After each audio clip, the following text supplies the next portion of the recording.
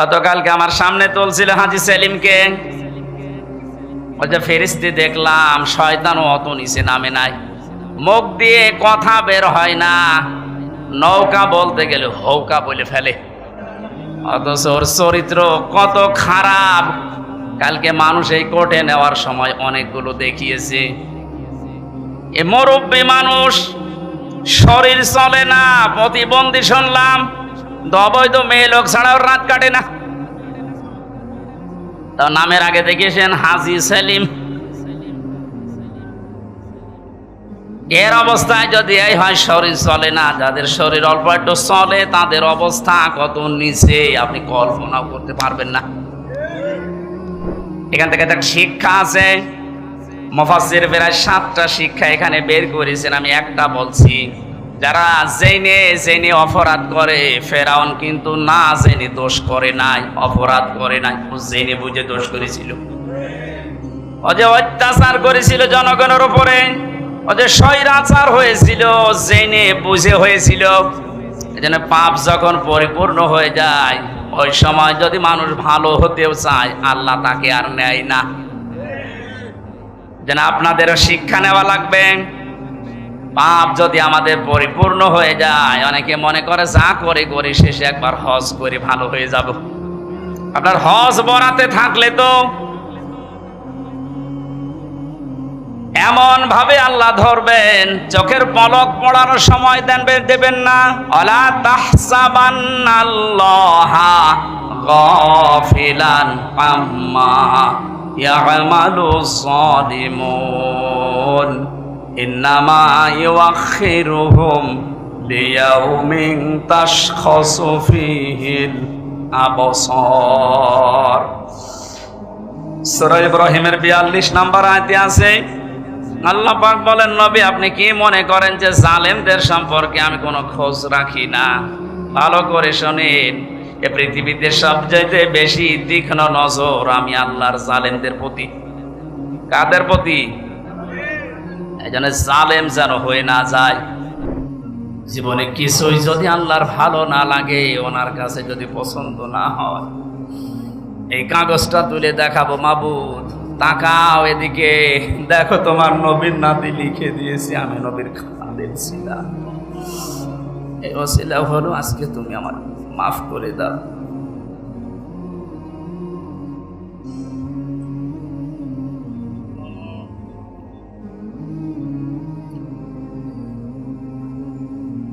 শুধু শুনেছি কিয়ামত, এটা বাস্তবতা এখনো অনুধাবন করেননি। এটাতে কত বড় কঠিন বিষয়। বিশ্ব নবী নিজে প্রতিদিন 100 বার করে বলতেন, আল্লাহ তুমি আর যাই করো, আমার হিসাবটা তুমি সহজ করে দিও। আকাশের তারকা দেখতে পান, নবীজি জানিয়েছেন কেউ যদি আকাশের তারকা গণনা করে একদিন হয়তো শেষ করে ফেলবে। কিন্তু হযরত ওমর 26 বছর বয়সে মুসলমান হয়ে কয়েক বছরে যত নেকির কাজের আঞ্জাম দিয়েছে, কিয়ামত পর্যন্ত কেউ যদি হযরত ওমরের নেকি গণনা করে কোনোদিন শেষ হবে না। এ দুনিয়াতে জান্নাতের গ্যারান্টি পেয়েছে জীবিত অবস্থায় 10 জন, তার ভেতরে হযরত ওমর 2 নম্বরে। জান্নাতের দরজাগুলো তাকে ডাকতে থাকবে। এত বড় জায়গায় তিনি আছেন, এত বড় পাওয়ারফুল মানুষ, অথচ কিয়ামতে আল্লাহর সামনে দাঁড়াবে কি নিয়ে, এই নিয়ে চিন্তায় আছে। আমরা কোথায় আছি? চ্যানেলটি সাবস্ক্রাইব করে আমাদের সঙ্গেই থাকুন।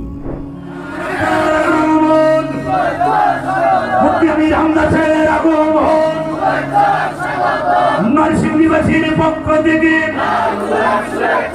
আইপুরার পক্ষ থেকে,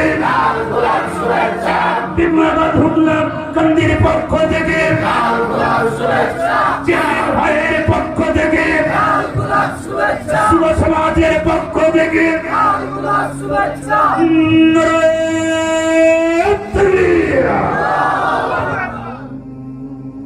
আউযু বিল্লাহি মিনাশ শাইতানির রাজীম। বিসমিল্লাহির রহমানির রহিম।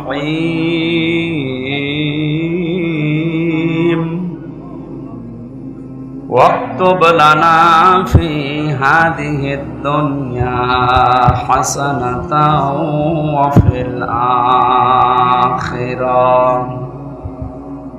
وفي الآخرة إنا هدنا إليك قال عذابي أصيب به من أشاء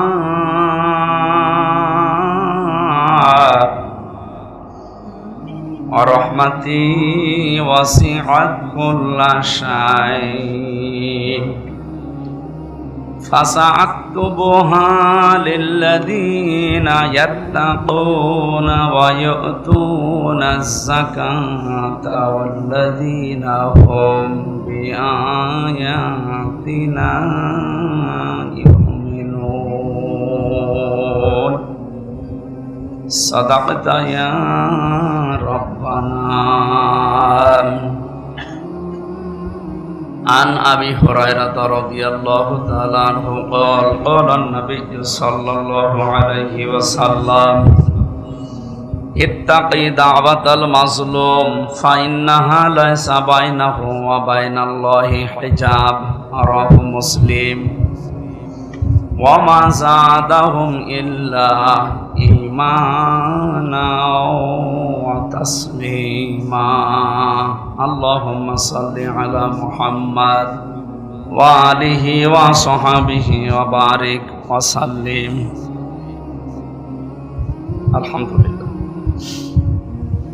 নরসিংদী জেলার রায়পুরা থানার অন্তর্গত বেগমাবাদ হোগলাকান্দি উত্তরপাড়া ইসলামী যুব সমাজের উদ্যোগে মহাবিশ্বের মহাবিশ্বয় আমাদের মালিক আমাদের মনিব মহান রব্বুল ইজ্জাত ওয়াল জালালের মুখের পবিত্র বাণী কোরআনে কারীম এ মহতী অনুষ্ঠানের সম্মানিত সভাপতি জনাব আলহাজ আব্দুল বাতেন, সহ সভাপতি বীর মুক্তিযোদ্ধা জনাব মোহাম্মদ শামসুদ্দিন সাহেব, আলহাজ আলাউদ্দিন সাহেব, আলোচনা যারা রাখলেন মাওলানা হুসাইন আহমেদ মাহফুজ, মাওলানা মুফতি ইব্রাহিম খলিল, আলহাজ মাওলানা মুখতার হুসাইন, প্রধান অতিথি বিশিষ্ট আইনজীবী জনাব মোহাম্মদ জালাল উদ্দিন, সম্মানিত উদ্বোধক জনাব ফরহাদ হোসেন চান মিয়া খান। এই মাহফিলে আরো অনেকের নাম দেখতে পাচ্ছি, একটা একটা করে নাম বললে দোয়া করলে অনেক সময় লেগে যাবে। ওরা ফানা লাকা যিকরাক, আল্লাহ এদের মর্যাদা সম্মান ইমান এবং আমল দেখে যেন বাড়িয়ে দেন। আপনাদের আমিন বলা শুনে বোঝা যাচ্ছে যে এনার অবস্থা ভালো না। শিক্ষক জিজ্ঞাসা করছে ছাত্রকে, গোট বানান কর। Sir ABCD EFG KLM QRST UVWXYZ কি করবে? এর ভেতরে আছে, আপনি বানান করিয়ে নিন। এর ভেতরে গোট আছে, CWD যা বললাম অক্ষরগুলো এর ভেতরে নেই। আমি তো একবার দোয়া করলাম কতগুলো মানুষের নামে, একটু আওয়াজ বলেন তো আমিন। কোরআন শুনতে এসেছি আমরা। কোরআনে কারীম জানিয়েছে মা আনজালনা আলাইকাল কোরআন লিতাশকা, বিশ্ব নবীকে আল্লাহ উদ্দেশ্য করে জানাচ্ছেন, হে নবী আমি যে কোরআন দিয়েছি এটা আপনি পেয়েছেন মায়ের খাবার জন্য না, লিতাশকার জন্য কোরআন আপনাকে আমি দেইনি যে আপনি না খেয়ে থাকবেন, আপনি বন্যায় শুধু ডুবেই মরবেন এই জন্য কোরআন দেই। কোরআনে কারীম দিয়েছে আপনাকে আমি উপরে তোলার জন্য। লাতারকাবুন্না তাবাকান আন তাবাক, যেখানে আছেন ওই জায়গায় থাকলে হবে না, উপরে ওঠা লাগবে। আর উপরে উঠতে হলে ইসলাম লাগবে। কথা বুঝতেছে? যত রকমের শোষণ দূষণ আছে সব থেকে মুক্ত হয়ে উপরে উঠতে হলে মাস্ট বি কোরআন ছাড়া উপায় নেই, কোরআন লাগবেই।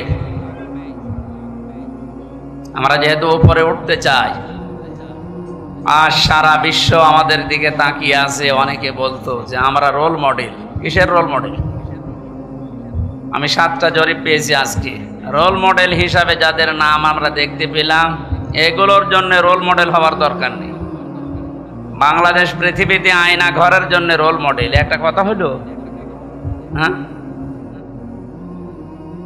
আজকে ব্রিগেডিয়ার আমান আজমি যে কথাগুলো জানিয়েছে লাইভ করে, সংবাদ সম্মেলন করে, আপনার ভেতরে যদি মনুষ্যত্ব থাকে, আপনি পাগল হয়ে যাওয়ার কথা যে একটা মানুষকে এত কষ্ট মানুষ দিতে পারে। আমার মনে হয় আয়না ঘরের সাথে যারা জড়িত এই দেশে, 18 কোটি মানুষ যদি আপনাকে মাফ করে দেয়, ব্যারিস্টার আরমানের বউ আপনাকে মাফ করবে না। কোথায় পৌঁছিয়েছিলেন আপনার বিবেকের কাছে প্রশ্ন করেন। এগুলো জানার পরেও যদি কোনো মানুষ জালেমের পক্ষে স্ট্যাটাস দেয়, ওরে আপনি মানুষ বলেন কোন কায়দায়? আবার অনেককে দেখলাম ভিডিও কলে বলছে, আপা ঘাবড়াবেন না, আপনি ঘাবড়ালে আমরা নরম হয়ে যাই। শয়তান এগুলো শোনে আর চিন্তা করে, আল্লাহ তুমি আমাকে শয়তান বানিয়েছো। এটা তো ট্রাকটা আমার চাইতে বড় শয়তান। জালেমের পক্ষে বিপক্ষে কথা কেন বলি? কারণ যারা জালেম, এই মানুষগুলোর বিপক্ষে কিয়ামতের দিন আল্লাহ নিজে দাঁড়াবে। শব্দটা শুনতে সহজ মনে হচ্ছে, অনেক ওজন এই শব্দে। আপনার বিবেক থাকলে আপনি ভাবেন, যারা জালেম এদের বিরুদ্ধে হামজা মামলা দেবে না, এদের বিরুদ্ধে মামলা কে দেবে? আল্লাহর মামলার আসামি আপনি। 1628 জন মানুষ এই দেশের দায়িত্বে ছিল, একেবারে টপ টু বটন মেন জায়গায় যারা, এগুলো সবগুলো জালেমের খাতায়। এদের বিরুদ্ধে হামজার মামলা না, এদের বিরুদ্ধে সরাসরি আল্লাহ নিজে মামলা দিয়ে নিজে বাদী হবেন। এটা তো আমি বানালাম না, হ্যাঁ?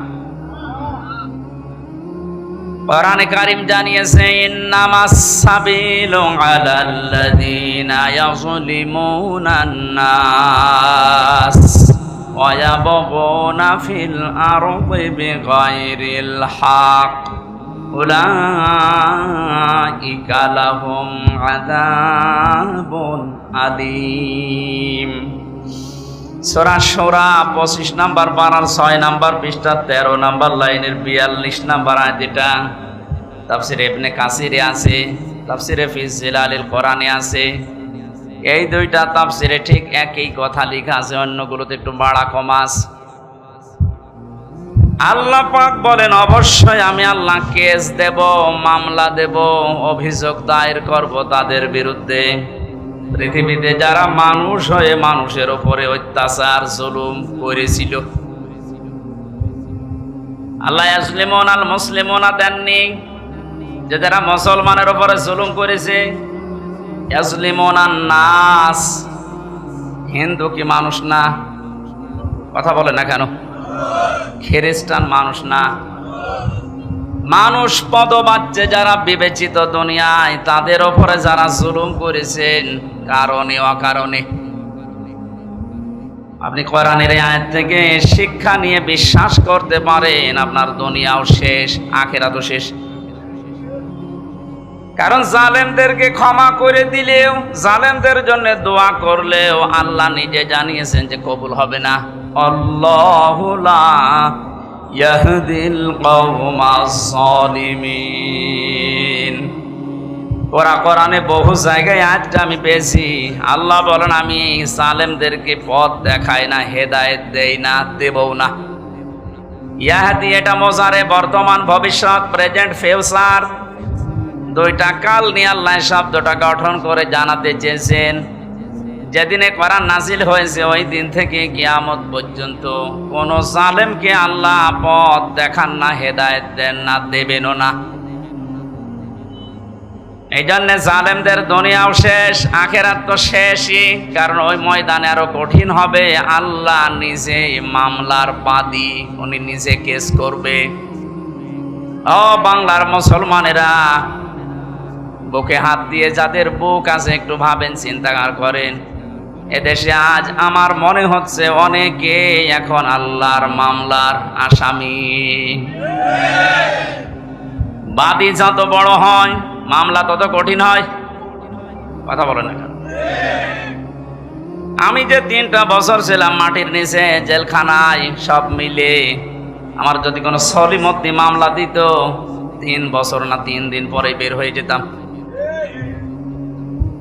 টাকা পয়সার জন্য নাকি লাগবে আপনার শুধু বলতেন, কারণ আমি এমন জায়গায় ছিলাম ওখানে টাকার অভাব ছিল না। আকিস গ্রুপে বাংলাদেশে যদি 3 জন ধনী থাকে তার ভেতরে তারা একজন। যেহেতু কোনো সলিমদ্দি কলিমদ্দি দেয়নি, মামলা দিয়েছি সরাসরি রাষ্ট্র। এই জন্য বহুবার চেষ্টা চালিয়েছে মামলা জামিন করাতে। হাইকোর্টের বিচারপতি পর্যন্ত বলেছে আমার হাত বাঁধা, কিচ্ছু করার নেই। অথচ মামলাটাকে আমার ওয়াজ শুনে নাকি একজন উদ্বুদ্ধ হয়ে কাশি নিয়ে গেছে সংঘাত ভাঙতে। জজ সাহেব পর্যন্ত গতকালকে আমার মামলা সব খারিজ করে দিয়েছে। অথচ এই জজই 3 বছর ট্রাইব্যুনাল চালিয়েছে। আমি কালকে বলতেও গেলাম, স্যার 3টা বছর পর আজকে মামলা আপনি ঢিসমিস করে দিলেন, কাগজ ফেলে দিলেন, যে যা কি বিচার করব, এর ভেতরে কোনো মাল ম্যাটারেস নেই। যা, আপনি এতদিন পর্যন্ত এটা দেখেননি। বললে হয়তো বলতো যে হুজুর কি করব, হাত বাঁধা। বিচার ব্যবস্থাটা একটু ইঙ্গিত দিলাম। বাকি জায়গাগুলো যে কত দুর্নীতিগ্রস্ত হয়েছিল তার প্রমাণ দেশের সব চাইতে বড় মসজিদের ইমাম পর্যন্ত পালিয়েছে।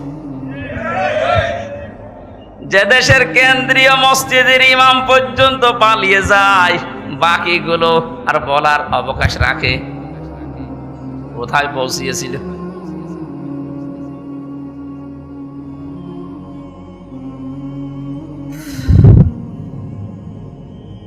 আমার মামলার বাদী যেহেতু প্রধানমন্ত্রীর নিজে আলেমদের মামলার বাদী উনি ছিল, এই কারণে আমাদের জামিন নেই। অপরাধ যাই করেন না কেন জামিন হবে না। অথচ এই মামলায় যদি রায়ও দিয়ে দিত সর্বোচ্চ 3 মাস আমি থাকতাম। 3 বছর কেটে গেছে, তারপরও নাকি স্বাদ মেটছে না। বলে এখনই ছেড়ে দেব? কি আইন দেখেন তো। আদালত দোষ চায়, আদালত দেখছে না, আমরা করব কি? আর গোপনে গোপনে বলে যে কি করব, এই কয়দিনে হুজুর ছেড়ে ছাড়া পেয়ে যাবে, আর কিছুদিন থাক। জালেমরা যখন ক্ষমতায় থাকে, চেয়ারে থাকে, মনে করে আল্লাহ মনে হয় দয়া করে মায়া করে ভালোবেসে আমাদের চেয়ারে বসিয়ে রেখেছে। ওয়ালা ইয়াহসাবান্নাল্লাযীনা কাফারু আন্নামা নুমলি লাহুম খায়রুল লিআনফুসিহিম ইন্নামা নুমলি লাহুম লিয়াজদাদু ইসমা ওয়া লাহুম আযাবুম মুহিন।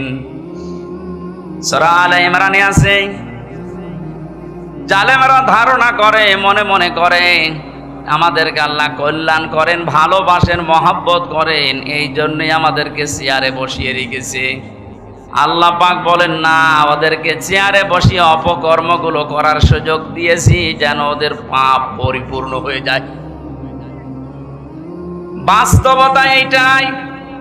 16 বছর বহু মহারথী চেষ্টা চালিয়েছে, কিছুই করতে পারে নাই। ছাত্রদের দ্বারা এটা হবে এদেশে কেউ কল্পনাও করে নাই। এগুলো শুধু ছাত্র না, আবাবিল পাখি যেমন আল্লাহ পাঠিয়েছিলেন, আমার মনে হয় এদের ভেতরে এরকম শক্তি আল্লাহ ভর করিয়ে দিয়েছে। লিয়াজদাদু ইসমা, কোরআন শরীফ 100% সত্য। জালেমদের পাপ যখন পরিপূর্ণ হয়ে যায় তখন আল্লাহ পাক তার উপরে অ্যাকশন নেয়। অ্যাকশনটা কি? ওয়ালাহুম আযাবুম মুহিন, অপমানজনক শাস্তির ভেতরে একটার পরে একটা ফেলতেই থাকে। আপনি তাকান একটার দিকে একটা, দেখবেন দেখে একেবারে খাপের খাপ মিলে যাচ্ছে। এদেশে যদি কিচ্ছু না হয়, কালামানিকের যা হয়েছে, জীবন আমার ধন্য হয়ে গেছে। এত অপমান একজন বিচারপতি হতে পারে, অথচ ওই লোকটার রায়ের কারণে কোরআনের পাখি সাইদি সাহেবের যাবজ্জীবন জেল হয়েছিল। ওর মন ভরে নাই, ও লিখেছিল না আমি ফাঁসি দিতে পারলাম না, আমি দুঃখে। মহান আল্লাহ পাক প্রতিশোধ নিয়ে এমন জায়গায় তারে পৌঁছিয়েছে, আমার মনে হয় এই বাংলাদেশে এত নিচে কাউকে আল্লাহ নামায়নি। ওর বিসি পর্যন্ত উড়ে গেছে। এটা টকশো থেকে যেন ডাবিং করে বলছে, হ্যাঁ তবে আমার বিসিতে মারবে।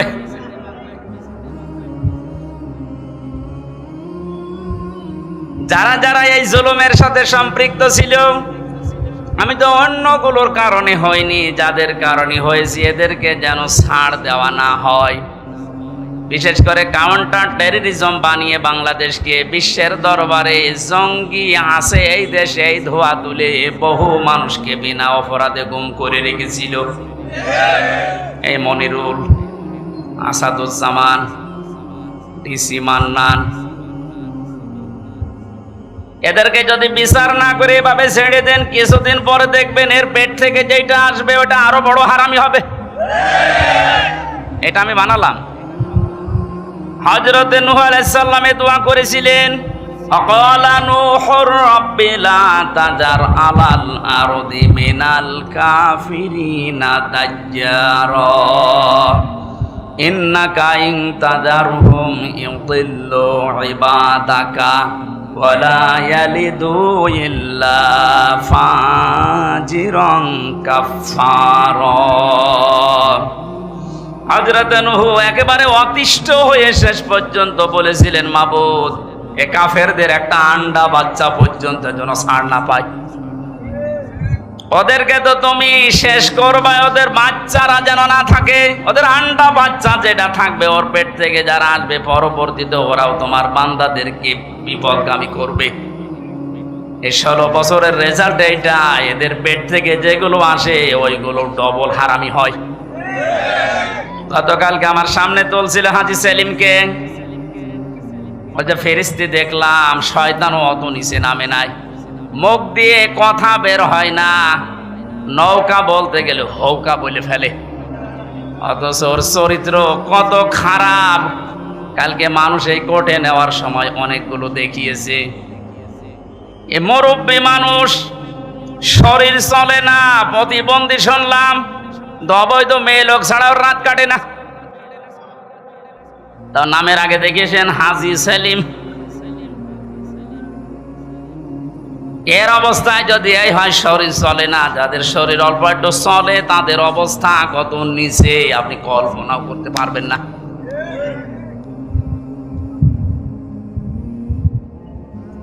আমি যেটা বোঝানোর জন্য পর্যন্ত এসেছি, জালেমদের কোনো ছাড় আল্লাহ যখন দেয়নি, আমি অত দরদ দেখানোর দরকার নেই। কারণ জালেমদের দুনিয়াও শেষ, আখেরাতও শেষ। আপনার কি মনে হয় আল্লাহ যার নিজের মামলার বাদী, সে কার কাছে মুক্তি পাবে বলেন? আল্লাহ নিজে রায় দেবেন, নিজে বিচারপতি, নিজেই বাদী। ওর আর মাপ পাওয়ার, ক্ষমা পাওয়ার, ছাড় পাওয়ার কোন সম্ভাবনা আছে? জালেম যারা ছিলেন তাদের দোসর যারা দুনিয়া শেষ করে ফেলেছেন, আখেরাত তো শেষই। ফিল আরদি বিগাইরিল হক, 2 নম্বরে আল্লাহ মামলা দেবে, কেস করবে তাদের বিরুদ্ধে। এই ভালো করে শুনে, আল্লাহ নিজে মামলা দেবে, কেস করবে, অভিযোগ দায়ের করবেন 2 নম্বরে তাদের বিরুদ্ধে যারা পৃথিবী শান্ত হয়ে যাওয়ার পরে আবার বিশৃঙ্খলা তৈরি করার জন্য বিদ্রোহ করে। এই 5 তারিখের পর থেকে এই 3 তারিখ পর্যন্ত যেটা 7-8 বার হয়ে গেল, সংখ্যালঘু নাম দিয়ে হিন্দুদের দিয়ে চালিয়েছিল, কিন্তু হালে পানি দেয়নি। এক কথা বলে না কেন? এরপরে আনসারদের দিয়ে, তাও মানেনি। এদেশের জনগণ এবং ছাত্ররা সজাগ ছিল, এজন্য সব বলে দিয়েছে যে আমাদেরকে যেগুলো করাচ্ছে, আপনি করতে গেলেন কেন? দেশটা তো বেশ শান্তই হয়ে যাচ্ছে। এদেশকে উপরে তোলার জন্য কিছু করার দরকার নেই, শুধু এই দরবেশের মতো যারা টাকা পাচার করেছে এই টাকাগুলো নিয়ে আসেন, এমনি দেশ দাঁড়িয়ে যাবে। 36,000 কোটি টাকায় দরবেশের, অথচ পদ্মা সেতু মাত্র 32,000 কোটি টাকা লেগেছে। ও টাকাগুলো আসলে ওইরকম সেতু আরেকটা বানানো যাবে। দরবেশের অবস্থা যদি এই হয়, বাকি যেগুলো দরবেশ না ধরবেশ তাদের অবস্থা কি বলেন তো? আমি কয়েকদিন আগেও বাইরের কয়েকটা রাষ্ট্র ঘুরে আসলাম, ওদের যে বেগম পাড়া দৃশ্য দেখলে চোখ কপালে উঠে যাবে, কি করেছে কি তারা।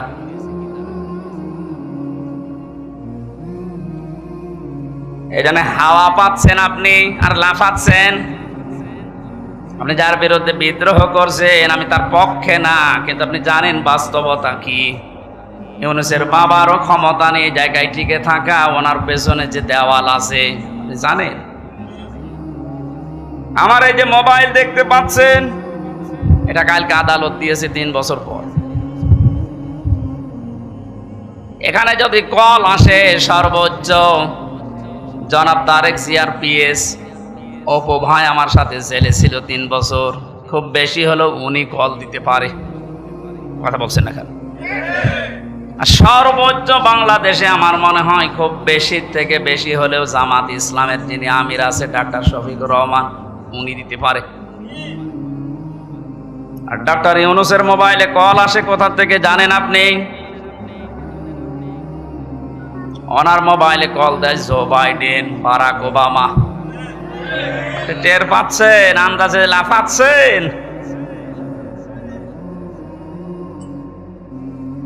আমি শুধু ইঙ্গিত দিলাম, নিচে নামলাম না, আপনি আশা করি বুঝে ফেলেছেন। বাস্তবতা কিন্তু এইটাই। একটা হুঙ্কারে ভারত কিন্তু জড়সড় হয়ে গিয়েছিল। উনি যে বলেছিলেন ক্ষমতাটা পাওয়ার পরে যে 7 সিস্টার কিন্তু আস্ত রাখবো না, ওনার কথা না, ওটা ওনাকে দিয়ে বলা হয়েছে। ওরকম কথা আমি বললে কোনো গুরুত্ব দিত ভারত? এই কথা বলেন। ও কথাটা যার মুখ দিয়ে বেরিয়েছে তার মোবাইলে কল আসে কোন জায়গা থেকে আপনি টের পাচ্ছেন? মালয়েশিয়া ছিলাম কয়েকদিন আগে, ওখানে যাদের জাতীয় অনুষ্ঠান যেগুলো হয় সারা বিশ্ব থেকে যে 10 জন মানুষকে ওরা দাওয়াত দেয়, তার ভেতরে বাংলাদেশে একজন, শেখ হাসিনা। গোনাই ধরে না। ওখানে দাওয়াত পেয়েছে বাংলাদেশি ডক্টর ইউনূস, ভারত থেকে পেয়েছে শাহরুখ খান। এইরকম মানের সারা বিশ্বের ভেতরে 10 জন মানুষের তালিকা আমি পেয়েছি, তার ভেতর ওনার নাম আছে। যে বিশৃঙ্খলা তৈরি করে বিদ্রোহ করে আন্দাজে যা তা করবেন, মনে হচ্ছে ছাড় পেয়ে যাবেন। উনি কথা বলে কম, কাজ করে কিন্তু বেশি। এই জন্য সাবধান করলাম, আমি জানি যেহেতু বিষয়টা, এই জন্য বলছি। আর ওটা তাই বাদই দিলাম। আপনি এই যে শান্ত হয়ে যাওয়ার পরে বিশৃঙ্খলা করে কেন? এতদিন এই আনসাররা কোথায় ছিল? 15 বছর আপনি তো কোনোদিন মাঠে নামেননি, আপনার এত বড় আদায় করা দরকার। 15 বছর কোথায় ছিলেন আপনি? 9 সাল থেকে শুরু করে 24 সাল পর্যন্ত 42,000 আনসার নিয়োগ হয়েছে, তার 35,000 হচ্ছে গোপালগঞ্জের। ইয়ার কে মারা জায়গা পান না। আর আমরা কি এই 63 জেলার লোক সব ঘাস কাটছি? কি করেননি বলেন?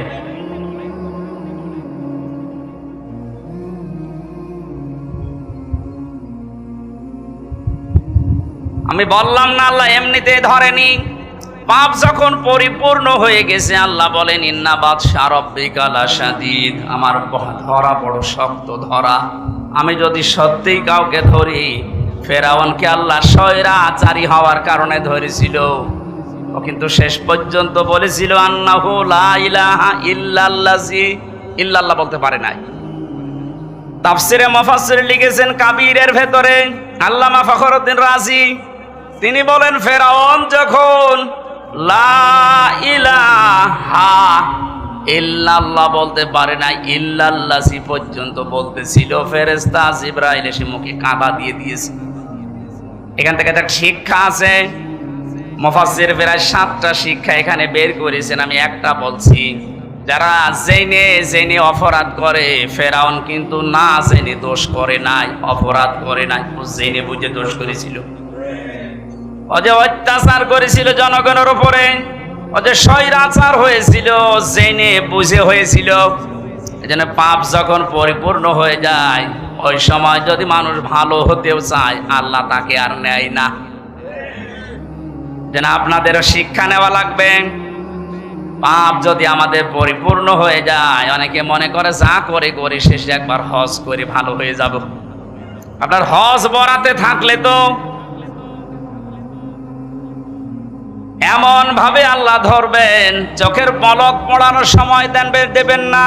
ওয়ালা তাহসাবান্নাল্লাহা গাফিলান আম্মা ইয়ামালুজ যালিমুন ইন্নামা ইউআখিরুহুম লিয়াউমিন তাশখাসু ফীহিল আবসার।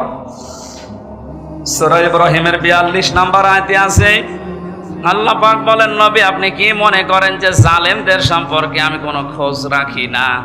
ভালো করে শোনেন, এ পৃথিবীতে সবচাইতে বেশি তীক্ষ্ণ নজর আমি আল্লাহর জালেমদের প্রতি। কাদের প্রতি? এই জন্য জালেম যেন হয়ে না যায়। ইত্তাকি দাওয়াতাল মাজলুম, নবীজি বারবার কথা জানিয়েছেন, উম্মতেরা আর যাই করো, মজলুমের বরদোয়া থেকে নিজেকে বাঁচিয়ে রাখবা। ফাইন্নাহা লাইসা বাইনাহু ওয়া বাইনাল্লাহি হিজাব, কারণ মজলুমের বরদোয়ায় আর আল্লাহর ভেতরে কোনো হেজাব পর্দা থাকে না, সরাসরি কবুল হয়ে যায়। মাটির নিচে যখন আমার চোখ কালো কাপড় দিয়ে বেঁধে, হাত পেছনে হ্যান্ডকাপ দিয়ে বেঁধে রেখে, পায়ে ডান্ডা বেড়ে দিয়ে, মাজায় দড়ি দিয়ে 11 ঘন্টা টাঙ্গিয়েছিল, এত অসহায় মনে হচ্ছিল মাটির ওই নিচের ঘরে, যেহেতু আসি নিজে মজলুম অবস্থায় অসহায়, মন থেকে বলেছিলাম, আল্লাহ যা করছে আমি বিশ্বাস করি, নবীর কথা 100 ভাগ সত্য, তোমার কথাও 100 ভাগ।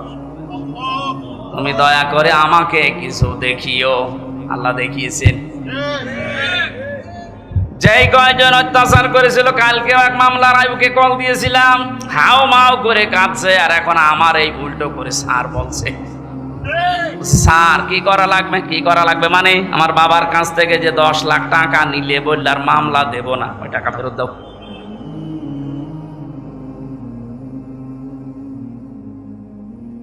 পাপ এমন পর্যায়ে পৌঁছেছে, আমার নিজেরটাই বললাম, বাকি ওই যে ছোট হুজুর যেটা রফিকুল মাদানি আমার সাথে ছিল 2 মাস, আমার বলছে, হুজুর আমি তো ছোট মানুষ, আমার সাথে যা করেছে বলার মতো না।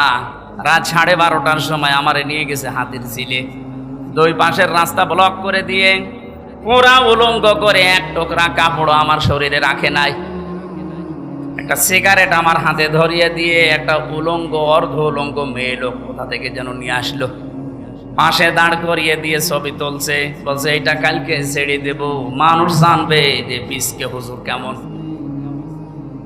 বলছে, হামজা ভাই আমি যেহেতু ছোট মানুষ, ওদের তুলনায় মেয়েটা আমার পাশে দাঁড়িয়েছে, ওর মাথা পর্যন্ত আমি না, এত লম্বা মেয়ে মানুষ। যতগুলো এসআই ছবি তুলছিল, অট্ট হাসিতে সব ফেটে পড়ছে। একজনকে ভাই বললাম যে আমি তো অসহায়, আপনি যা করছেন এগুলোকে হারুন স্যার জানে, যে হারুন আঙ্কেল অথচ জানে না, মানে উনি তো করাচ্ছে।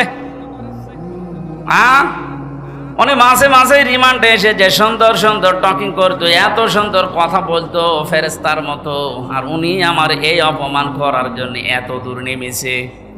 অসহায় হয়ে চোখের পানি ফেলে বললাম, মাবুদ তুমি সত্য, আমি জানি যা করছে তুমি দেখতে পাচ্ছ, অন্তত দুনিয়ায় তুমি আমার চোখে দেখিও যে হারুনের কিছু হয়েছে। আল্লাহ দেখায়নি, আল্লাহ যে দেখিয়েছে 3 ইঞ্চি। কথা বলে না, মহিলারা পর্যন্ত এখন 3 ইঞ্চি, সব মুখে সিকিউরিটি গেছে, কোথায় নামিয়েছে আল্লাহ দেখেন। তারপরেও তো এখনো লুকিয়ে আছেন, বাইরে যদি জনগণ পায় পিটিয়ে মেরে ফেলবে। যে কয়টারে পাচ্ছে, কেউ ডিম মারছে, কেউ পানি মারছে, কেউ কিক মারছে। এদেশে ইসলাম এবং মুসলমানদের বিরুদ্ধে প্রকাশ্যে এবং গোপনে যারা যুদ্ধ ঘোষণা দিয়েছিল, তার ভেতরে আমার কুষ্টিয়ার ননু আলী একজন। ননু না ইনু? ইনু ননু। শয়তানের উপরে এত রাগ মানুষের, আদালতে তোলার সময় একজন দিয়েছে এক লাথি। কালকে হাজিরা দিতে গিয়ে ওই পুলিশগুলোর সাথে দেখা, গারদে নিয়ে গেল আমার এই ভেতরে, এসে বলছে হুজুর কতদিন আসেননি। আমাকে কি করতে আসবো আবার? কিছু শোনেন, আপনার কুষ্টিয়ার এই যে ইনুমিয়া, ওরা আমরা এত সিকিউরিটি দিয়ে ভালোভাবে নিয়ে যাচ্ছিলাম, কোন দিক থেকে লাল পোশাক পরা একজন এসে মারলো লাথি। কিচ্ছু করার নেই, ধর ধর করতে করতে পালিয়ে গেছে। দেখতে আর একজন লাথি মারার জন্য আসতেছে। আল্লাহ যে বলেছে এমন নিচে নামাবো, মানুষ কল্পনাও করতে পারবে না। অথচ 5 বছর আগে ওরা দাপট দেখেছেন। এদেশে আলেমদের নামে তেতুল হুজুর লাগিয়েছে এই লোকটা। হাজার হাজার আলেমের উস্তাদ যে লোকটা, আল্লামা শাহ আহমেদ শফি রহমতুল্লাহ আলাইহি, জিন্দা ওলি ছিল, হাজার হাজার মানুষকে আলেম বানিয়েছে। এই লোকটার নাম দিয়েছে এই ইনুকৃত তেতুল হুজুর। আমি তিরমিজি শরীফে একটা হাদিস পড়েছিলাম যে আলেমদেরকে যদি কেউ প্রকাশ্যে অপ্রকাশ্যে অপমান করে, মহান আল্লাহ পাক ওই জামানায় ওই দেশে মানুষের উপরে 6টা গজব নাজিল করে। তার ভেতরে 1 নম্বরে যারাই অপমান করবে তাদেরকে এত নিচে নামাবে, পৃথিবী অবাক হয়ে দেখবে যে হচ্ছে কি। এটার যে বাস্তব প্রমাণ, মানে ইনুকে দেখলাম আর এই কালামানিককে দেখলাম।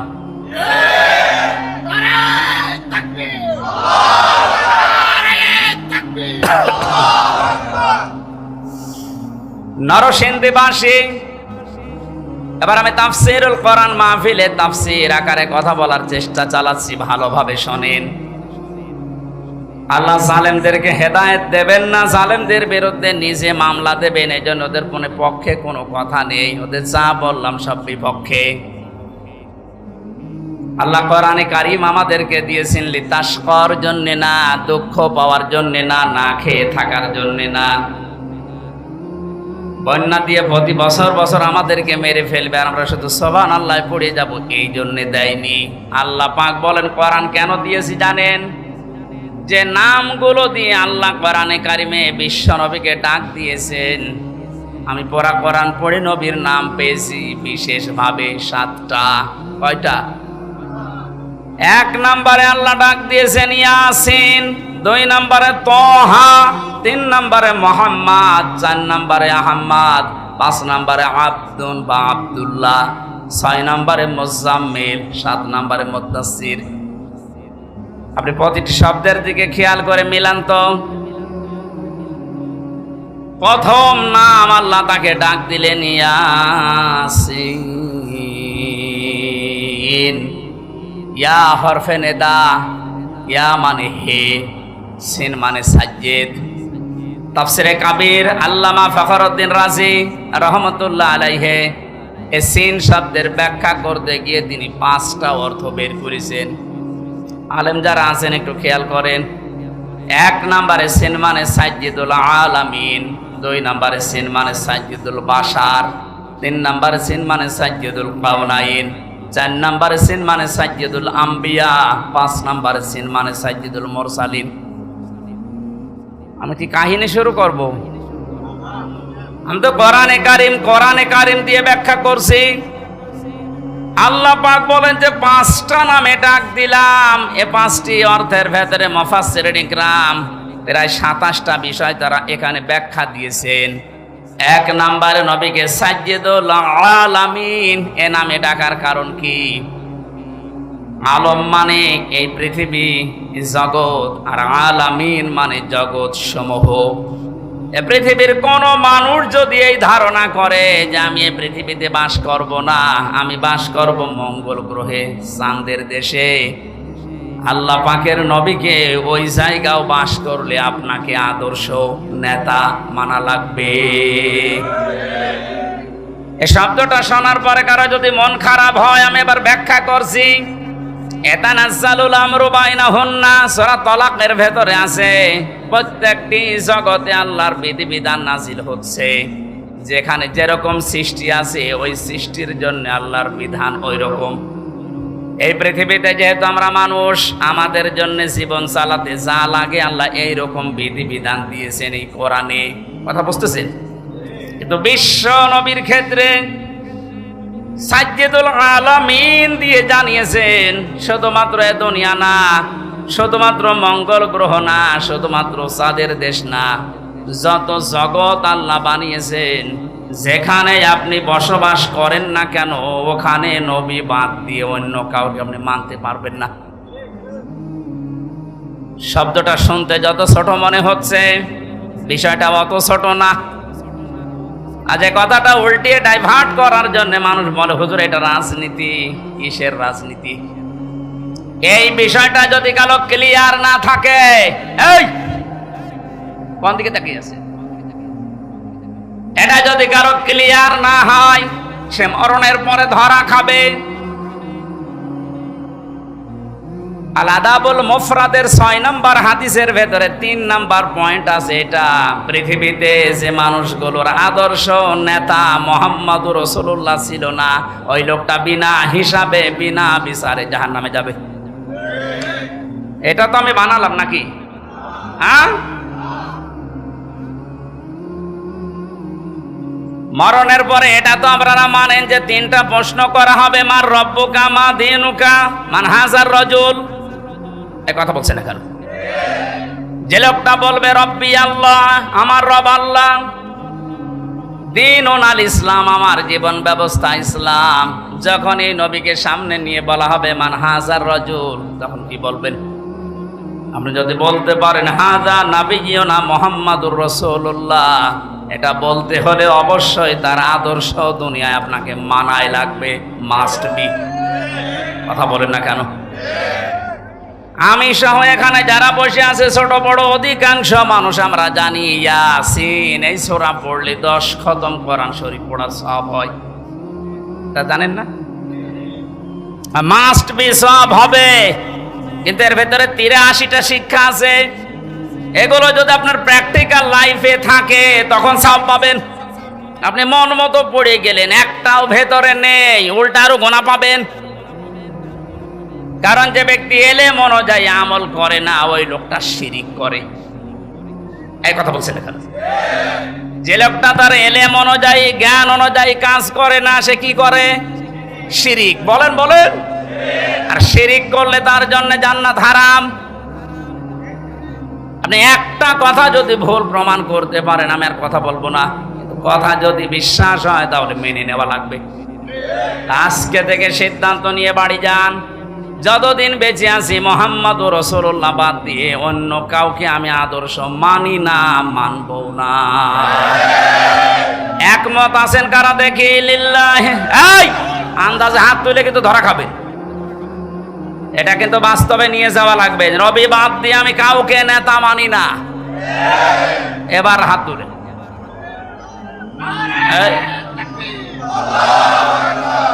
আপনি হাত না আপনি মানতে পারবেন না আমি জানি, আপনি এতটুকু বুঝেছেন। আমি আপনাকে বাঁচার জন্য বলছি ভাই, আমি খেলা করার জন্য এখানে বসে। এটা যদি দুনিয়ার সাথে শুধু শেষ হয়ে যেত, এই যে কোরআন শরীফ আমার সামনে, জীবনও বলতাম না। এই সম্পর্ক রিলেটেড সব আখিরাতের সাথে। কারণ মানুষকে আল্লাহ মরণের পরে যখন বিচার করার জন্য তুলবেন, এক একজনকে তুলবেন আলাদা আলাদা ভাবে তার নিজের সামনে, নাকি 10 লক্ষ একবারে? অনেকেই বলে না কিয়ামতে আমার বাবা জান লক্ষ লক্ষ মুরিদ নিয়ে আসবে মিছিল দিতে দিতে। এটা বানানো কথা। কোরআনে কারীম জানিয়েছে সূরা মরিয়ম 16 নম্বর পারা 10 নম্বর পৃষ্ঠা 15 নম্বর লাইনের শেষ নম্বর রুকুর 95 নম্বর আয়াত। তা তাফসিরে ফি জিলালিল কোরআনে আছে অকুল্লুহুম আতিহি ইয়াউমাল কিয়ামাতি ফারদা। হে নবী, আপনি জানিয়ে দেন কিয়ামতে প্রতিটি মানুষকে আমার সামনে আমি দাঁড় করাবো বিচার করার জন্য, স্রেফ একা একা। কয়জন করি বলেন বলেন?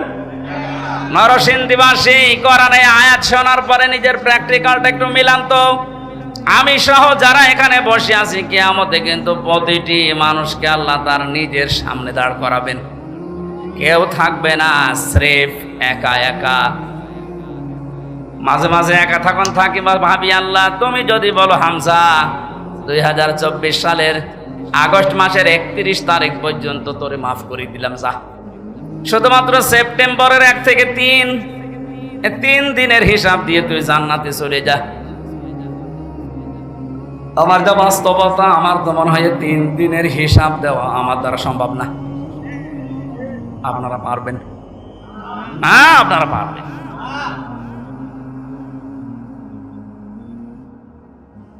বিচারের যে সিস্টেমগুলো, ধাপগুলো আমি কোরআনে পেয়েছি। আল্লাহর বিচারে কোনো অবিচার বলতে কিছু নেই, এটা মানেন তো? আল্লাহর বিচারে কোনো অবিচার, বলেন বলেন?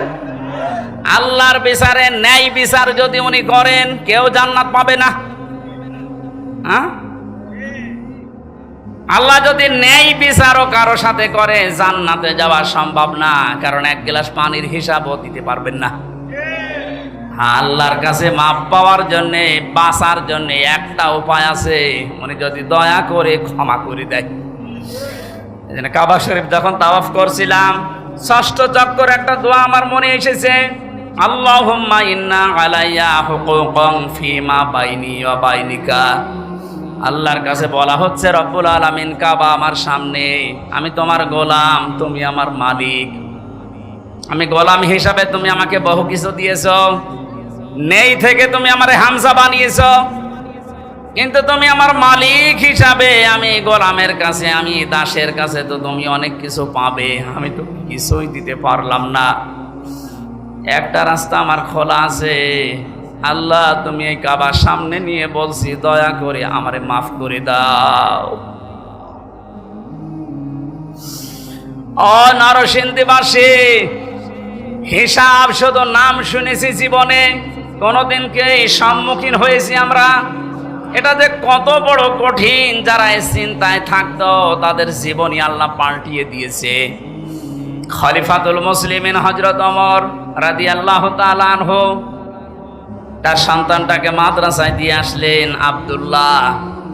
ওখানে প্রধান বিচারপতি হযরতে আলীর সন্তান হোসাইনও পড়ে, বারবার কলম ফেলে দিচ্ছে, ডাক দিয়ে বলে, আব্দুল্লাহ তুলে দাও, তুলে দাও, তুলে দাও। 3 বার বলার পর ওনার কাছে রাগ হয়ে বলে, হোসাইন তুমি বারবার কলম ফেলে দাও, আমারে তুলতে বলো, আমি কি তোমার খাদেম, চাকর নাকি? হযরত হোসাইন মুশফসকে বলেই ফেলেছেন যে তুমি শুধু চাকর না, তুমি চাকরের বাচ্চা, চাকর। ছোট মানুষ তো বোঝে নাই কথার অর্থ। একবারে বাড়িতে গেছে, তার বাবা কিন্তু দেশের প্রেসিডেন্ট, ডাক দিয়ে বলছে, আব্বা আমি আর মাদ্রাসায় যাব না। কেন? হোসাইন আমারে গালি দিয়েছে, শুধু আমাকে না তোমাকেও ছোট করেছে। চাকরের বাচ্চা, চাকর বলেছে, এতগুলো মানুষের সামনে তুমি বিচার করো নাই, মাদ্রাসায় পড়া, আমি যাব না। আর ঠিক আছে, এখন না, জমার দিন বিচার করব। জমার দিন যখন হাজারো মানুষ সামনে বক্তব্য দেওয়ার সময় তিনি বললেন, সাহাবীরা আমি একটা বিচার করব, হোসাইন এখানে আসো, হ্যাঁ সামনে আসো। ডাক দিয়ে বললেন, তুমি আমার সন্তানটাকে চাকরের বাচ্চা, চাকর বলে গালি দিয়েছো, খাদেমের বাচ্চা বলে। হযরত হোসাইন বললেন, হ্যাঁ। কেন বললে? হযরত হোসাইন বলে, খলিফা বুকে হাত দিয়ে বলেন তো, আপনি কি আমার নানার খাদেম ছিলেন না?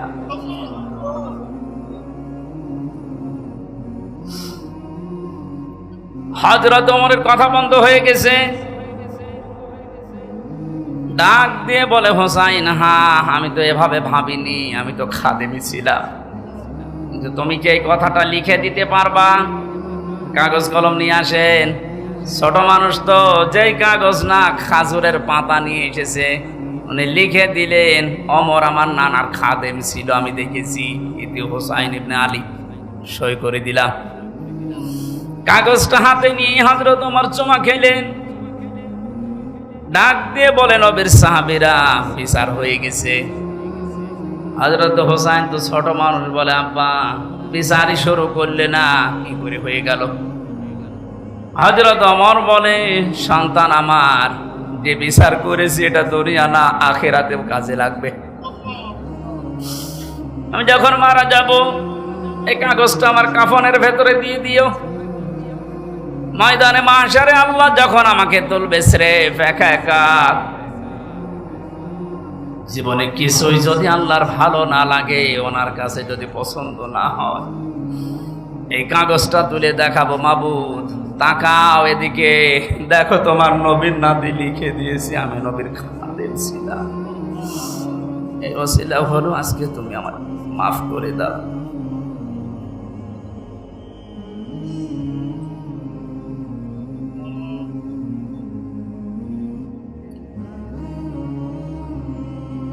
শুধু শুনেছি কিয়ামত, এটা বাস্তবতা এখন অনুধাবন করেননি।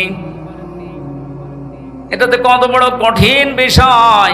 বিশ্ব নবী নিজে প্রতিদিন 100 বার করে বলতেন, আল্লাহ তুমি আর যাই করো, আমার হিসাবটা তুমি সহজ করে দিও। আকাশের তারকা দেখতে পান, নবীজি জানিয়েছেন, কেউ যদি আকাশের তারকা গণনা করে একদিন হয়তো শেষ করে ফেলবে। কিন্তু হযরত ওমর 26 বছর বয়সে মুসলমান হয়ে কয়েক বছরে যত নেকির কাজের আঞ্জাম দিয়েছে, কিয়ামত পর্যন্ত কেউ যদি হযরত ওমরের নেকি গণনা করে কোনোদিন শেষ হবে না। এ দুনিয়াতে জান্নাতের গ্যারান্টি পেয়েছে জীবিত অবস্থায় 10 জন, তার ভেতরে হযরত ওমর 2 নম্বরে। জান্নাতের দরজাগুলো তাকে ডাকতে থাকবে। এত বড় জায়গায় তিনি আছেন, এত বড় পাওয়ারফুল মানুষ, অথচ কিয়ামতে আল্লাহর সামনে দাঁড়াবে কি নিয়ে, এই নিয়ে চিন্তায় আছে। আমরা কোথায় আছি? কোরআনে কারীম জানাচ্ছে, এদিকে তাকান, ভ্যান যাচ্ছে, যাতে ভ্যান দেখেননি, মাহফিলের পরে আমি 10 মিনিট সময় দেব, ভ্যান দেখে বাড়ি যাবে। কি বলবো তো, আমি একটা গুরুত্বপূর্ণ বিষয় আপনাকে আমি আহ্বান জানাচ্ছি, আর আপনি ওইদিকে ভ্যান দেখতে তাকিয়ে আছেন। আমার তো মনে হয় এই রাস্তা দিয়ে যদি এখন পরিমণি হেঁটে যায়, যে সব দৌড় দেবে। কোরআন জানাচ্ছে সূরা মারিজ, ওয়ালা ইয়াসআলু হামিমুন হামিমা ইউবাসসারুনহুম ইয়াওয়াদ্দুল মুজরিমু লাউ ইয়াফতাদি মিন আযাবি ইয়াউমিযিম বিবানি। আল্লাহ পাক বলেন, ওই কিয়ামতে যখন আমি কঠিন জালজালা অবস্থা পয়দা করব, দৃশ্য দেখে সন্তান লজ্জায় স্থান লাগবে না, পেট ফেটে বের হয়ে পড়ে যাবে। পাগলের মতো মানুষ ছোটাছুটি করতে থাকবে, বন্ধুর পরিচয় না দিয়ে পালাবে, অথচ একজন আর একজনের সাথে দেখা হবে তাও পরিচয় দেবে না।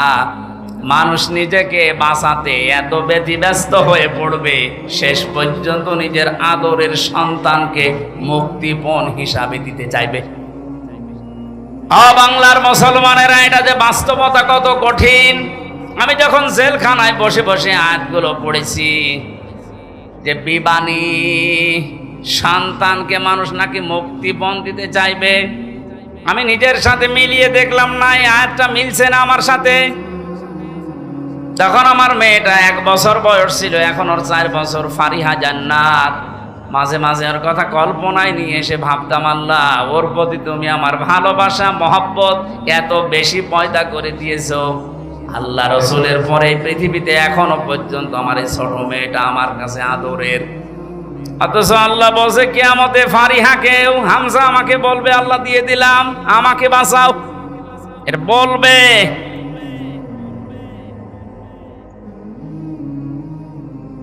وصاحبته وأخيه وفصيلته التي تؤويه। আল্লাহ বলেন শুধু তোর সন্তান না, তোর স্ত্রীকে, তোর ভাইকে, তোর জ্ঞাতি গোষ্ঠী, তোর দলের লোক, তোর বংশের লোক, যারা তোকে আশ্রয় দিত সামাজিক ভাবে, রাজনৈতিক ভাবে, তাদেরকেও বলবি আল্লাহ দিয়ে দিলাম, তুমি আমার কিছু বলবা না। অমান ফিল আরদি জামিআ, এমনকি দুনিয়ায় যত সম্পদের মালিক ছিল সব দিতে রাজি হয়ে যাবে। এটা আমি কালকে কোর্টে বুঝেছিলাম যে অমান ফিল আরদি জামিআ। কালকে হাজি সেলিম হাউ মাউ করে কাঁদছিল, বলছে কত সম্পদের মালিক আপনারে ব্রেনে ধরবে না। অথচ হাউ মাউ করে কাল আসামির ওই কাঠ গোড়ায় দাঁড়িয়ে কি কান্না, ওর মনে কথা তো বলতে পারে না। আমার মনে হচ্ছে যদি কথা বলতে পারতো সঠিকভাবে, বলতো বিচারপতি যা লাগে আমার সম্পদের সব নিয়ে যান, আমার এই অপমান থেকে বাঁচান। আল্লাহ ওইটা তুলে ধরেছেন অমান ফিল আরদি জামিআ। ও দুনিয়ার যত স্থাবর অস্থাবর সম্পদের মালিক ছিল বলবে আল্লাহ সব দিয়ে দিলাম, সুম্মা ইউজি, এরপর আমাকে বাঁচান। আল্লাহ সব জবাব দিচ্ছেন আয়াতের পরে, কাল্লা ইন্নাহা লাযা, কখনোই না, একটাও নেওয়া হবে না, তোরে আমি লাজাই দেব। কোথায় লাজাই দেব তোরে? লাজা কি? জাহান্নামের যে 7টা দরজার নাম আছে, হোতামা, হাবিয়া, সাকার, সাঈর, জাহিম, জাহান্নাম আর লাজা, একটা দরজার নাম। এ ভুলটা নিরসন করা দরকার, অনেকে জানেন না। জাহান্নাম কয়টা বলেন তো? একটা। জান্নাতও একটা, কিন্তু এদের স্তর আলাদা। জাহান্নামের স্তর দরজা 7টা, আর জান্নাতের স্তর আমি কোরআনে পেয়েছি 100টার উপরে। প্রশ্ন আসতে পারে সেই 1 থেকে পড়ছি যে জান্নাত 8টা, জাহান্নাম 7টা। না, কোরআনে কারীম জানিয়েছে লাহা সাবাতু আবওয়াব লিকুল্লি বাবিম মিনহুম জুজউম মাকসুম। সূরা হিজরের 44 নম্বর আয়াত, 14 নম্বর পারার 3 নম্বর পৃষ্ঠার 7 নম্বর লাইনে আছে। আল্লাহ পাক বলেন জাহান্নামের দরজা 7টা। জাহান্নামের দরজা কয়টা বলেন? বলেন। লিকুল্লি বাবিম মিনহুম জুজউম মাকসুম। পৃথিবীতে যে যে ধরনের অপরাধ করেছে তাকে আল্লাহ ওই দরজা দিয়ে প্রবেশ করাবে। আদালত তো আমি দেখলাম কালকে একটা, কিন্তু যেই যেই ধরনের আসামি তাকে ওই আদালতে নিয়ে বিচার করা হয়। স্কুল আমরা দেখি, একটা স্কুল 10টা ক্লাসরুম, 1 থেকে 10 পর্যন্ত পড়ানো হয়। যে যেই ক্লাসে পড়ে ওই দরজা তার জন্য নির্ধারিত আছে না নেই? ক্লাস 3-তে পড়ে ও 7-এ যে ক্লাস করতে পারবে। দুনিয়াতে আপনি যেই ধরনের অপরাধ করবেন আল্লাহ কিয়ামতে ওই ধরনের দরজা দিয়ে জাহান্নামে আপনাকে প্রবেশ করাবে। এখানে যেটার নাম আছে এটা 3 নাম্বার, এর নাম লাজা। নাম কি বলেন? বলেন। এই লাজায় আল্লাহ দেবের কাদের? এখানে 3টা গুণের নাম আছে, একটু মিলান তো নিজেদের সাথে। আমাদের ভেতরে যদি এই গুণগুলো থাকে আমরা কিন্তু অলরেডি জাহান্নামে লাজা যে দরজা এর উপযুক্ত হয়ে আছি। 1 নম্বরে আল্লাহ পাক বলেন নাযাআতাল লিশাওয়া, এটা এক কঠিন ভয়ঙ্কর জায়গায় লাজাটা। ওর ভেতরে প্রবেশ করলে আগে চামড়া খসে যাবে। শুনতে যত সহজ মনে হইল, বাস্তবতা কি অত সহজ? পৃথিবীতে এমন কোন ঘর আছে যে ঘরে ঢুকলে চামড়া উঠে যায় না? মাটির নিচে যেই কয়দিনই ছিলাম ওরা প্রতিদিন মাঝে মাঝে আসতো আমারে, বলতো হুজুর আমরা এই যে এইগুলো দিয়ে নখ তুলি আর এগুলো দিয়ে চোখ তুলি, রিমান্ডে যে শাস্তি দেওয়ার জিনিস আছে আমার দেখাইতো, আমি যেন ওদের ওই ভয়তে সব বলে দেই। ওরা যেগুলো মিথ্যা আমারে বলতে বলতো না, এগুলো এত মিথ্যা আমি বলতে পারবো না। যে বিষয়গুলো দেখিয়েছে, যতক্ষণ পর্যন্ত শরীরে টাচ না করেছে একটা জিনিস আমার শরীর থেকে খসে নাই। আল্লাহ বলেন এমন লাজায় আমি দেব, প্রবেশ করতে দেরি সঙ্গে সঙ্গে তো চামড়া সব খুলে যাবে। কাকে ডাকবে এই লাজায় জানো? তাদু মান আদবার ওয়া তাওয়াল্লা। যে মানুষগুলো এই পৃথিবীর ময়দানে সত্যের দিকে আহ্বান করার পরও অ্যাবাউট টান করে পেছন ফিরে মুখ ফিরিয়ে চলে গেছে, এ বাংলাদেশে এই চরিত্রের মানুষ বেশি। চোখে আঙ্গুল দিয়ে দেখানো হয় এটা সত্য পথ, এটা ন্যায়ের পথ, জানার পরেও অনেকে অ্যাবাউট টান করে অহংকার করে মুখ ফিরিয়ে চলে যাচ্ছেন। এটা যে কত বড় অপরাধ।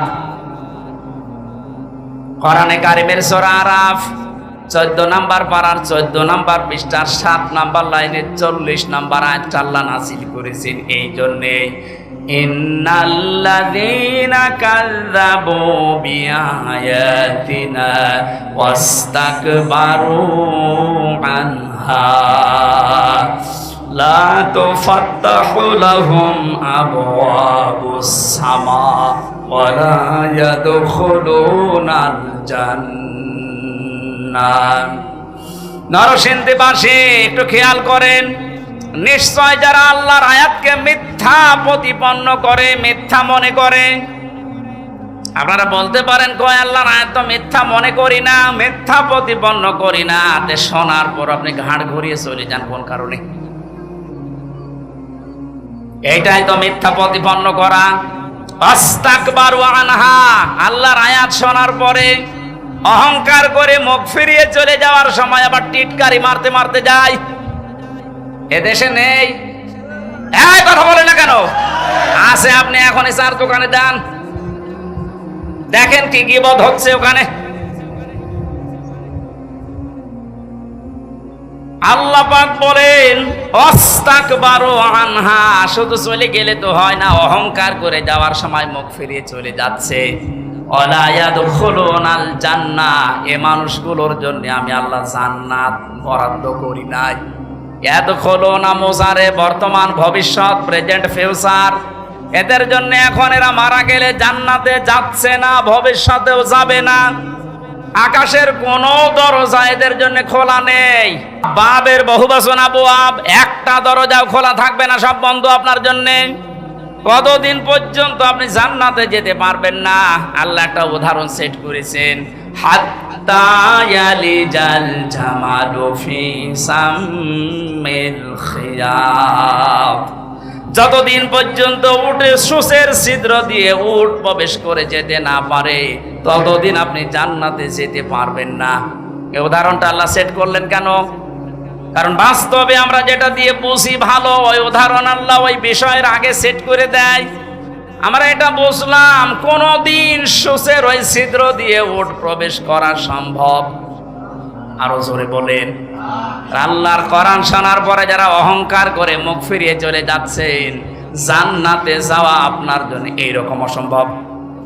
ওয়াকাযালিকা নাজিজিল মুজরিমিন, আল্লাহ পাক বলেন জালেম মুজরিম যারা, পাপিষ্ঠ যারা, এদেরকে আমি এভাবেই শাস্তি দিতে থাকবো। লাহুম মিন জাহান্নামা মিহাদু ওয়া মিন ফাওকিহিম গাওয়াশ ওয়া কাযালিকা নাজজিজ যালিমিন।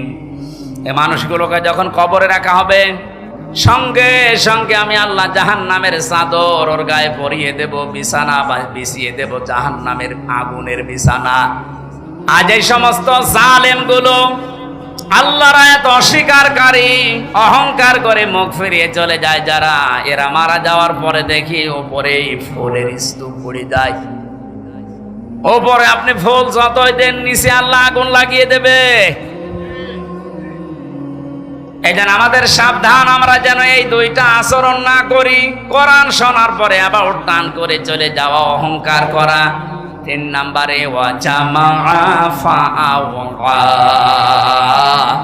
আল্লাহ পাক বলেন দুনিয়ায় যারা মাল সম্পদ জমা করত আর সংরক্ষিত করার জন্য যারা চেষ্টা চালাতো, জালেমরা যা করেছিল হাত ছাড়া হয়ে যাবে কোনোদিন ভাবে নাই। কথা বলেন না কেন? সারা জীবন মনে করেছিল এটা স্থায়ী, এ কোনোদিন আমার হাত থেকে যাবে না। দুনিয়ার জীবনটা এরকম, আপনি কোনো কিছু স্থায়ী ভাবে রাখতে পারবেন না। আর পৃথিবীর নিয়মটা আল্লাহ এমন ভাবে বানিয়েছেন, কোন জিনিস যদি এক জায়গায় রাখেন দেখবেন নষ্ট হয়ে যাচ্ছে। লোহা যদি এক জায়গায় রাখেন, ব্যবহার না করেন, ঠিক থাকবে না জং ধরবে? এই কথা বলেন না কেন? আপনি পৃথিবীর সব জিনিস মেলাবেন, পানি যদি আপনি এক জায়গায় বেঁধে রাখেন, ঠিক থাকবে না নষ্ট হয়ে যাবে? পচন ধরবে, দুর্গন্ধ তৈরি হবে, পোকামাকড় তৈরি হবে। আর ছেড়ে দেবেন, যত ছাড়বেন তত সুন্দর স্বচ্ছ নির্মল পানি আসতে থাকবে। এলেম যদি কেউ এক জায়গায় রাখে, ওইটাও নষ্ট হয়ে যায়। জানা এলেম মানুষ ভুলে যায়। যত প্রচার করবেন, যত ওর উপরে কাজ করবেন, তত এলেম আল্লাহ আপনাকে বাড়িয়ে দেবে। টাকা পয়সা যদি কেউ এক জায়গায় রাখে, ওইটাও নষ্ট হয়, শত্রু পয়দা হয়।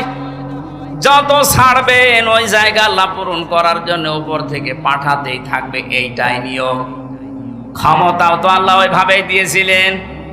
আর আপনি ওইটাকে পেয়ে ইহসাবু আন্না মালাহু আখলাদা, মনে করেছিলেন এই ক্ষমতা মনে হয় চিরস্থায়ী, আর কোনোদিন ছাড়া লাগবে না। পৃথিবীর কোনো কিছুই তো এক জায়গায় থাকে না, রাখলেও নষ্ট হয়ে যায়।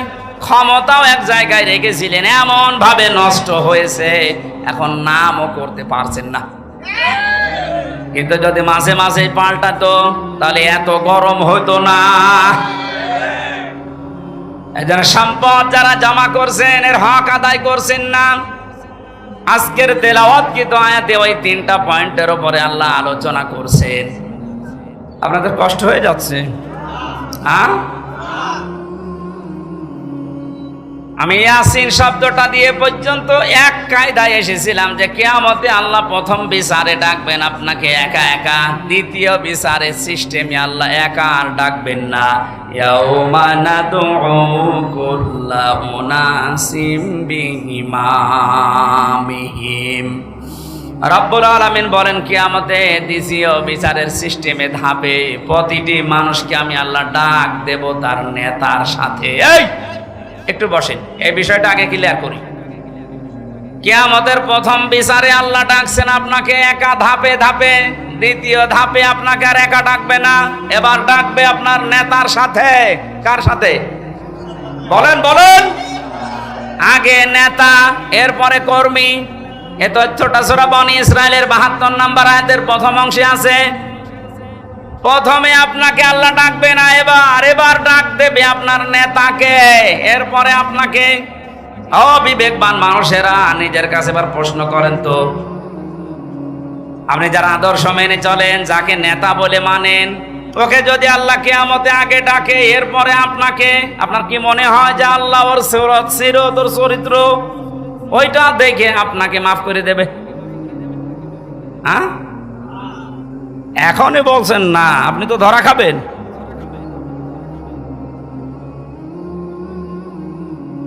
আপনি এই যে মানুষগুলোর দিকে তাকান, কত আগ্রহ নিয়ে এদিকে তাকিয়ে বলছেন না, কারণ আমি যারে মেনে চলি, যার আদর্শ মানি, ওকে আল্লাহ যদি আগে ডাকে আর আমাকে যদি পেছনে রাখে, ওর চেহারা দেখে আল্লাহ রাগ হয়ে যাবে।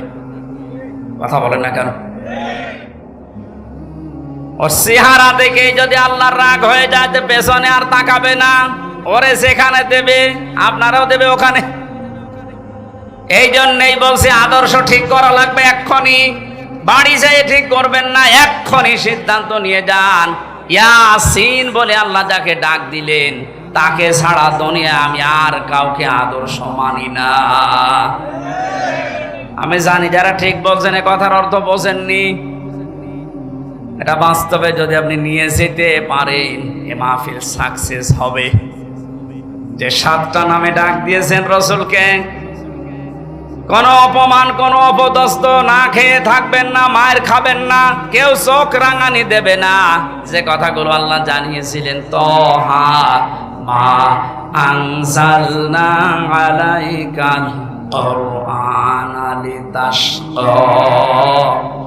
যে ব্যাখ্যাটা পেয়েছি অল্প সময়ে, আল্লাহ আমাদেরকে সহজ সরল ভাবে বুঝে মানার তৌফিক দিন, যেন কোনোদিন মুহাম্মদুর রাসূলুল্লাহ বাদ দিয়ে অন্য কাউকে আমি না মানি। মেনে নিতে পারবেন তো? সূরা আরাফের একটা মাত্র আয়াত পড়েছি, তাও 4 ভাগের 1 ভাগ। আমি যতটুকু পারছি সামনে থেকে কথা বলার চেষ্টা করছি। 156 নম্বর আয়াত। হযরতে মুসা আলাইহিস সালামের জামানায় তিনি আল্লাহর কাছে দেখা করতে গিয়েছিলেন তার এলাকার 40 জন নকিব নিয়ে, প্রতিনিধি নিয়ে। ওখানে ঘুরে আসার পরে বিশাল ঘটনা তাফসিরে আছে। আমি শিক্ষার জন্য 3টা বিষয় বেছে নিয়েছি। আল্লাহ রাব্বুল আলামিনকে তিনি বললেন, অকতুব লানা ফি হাদিহিদ দুনিয়া হাসানা ওয়া ফিল আখিরাতি ইন্না হুদনা ইলাইক। হে আল্লাহ, তুমি আমাদের জন্য দুনিয়ার হাসানা লিখে দাও, আখিরাতের হাসানা লিখে দাও। হাসানা না হাসিনা? হাসিনা মানে সুন্দরী, আর হাসানা মানে কল্যাণ।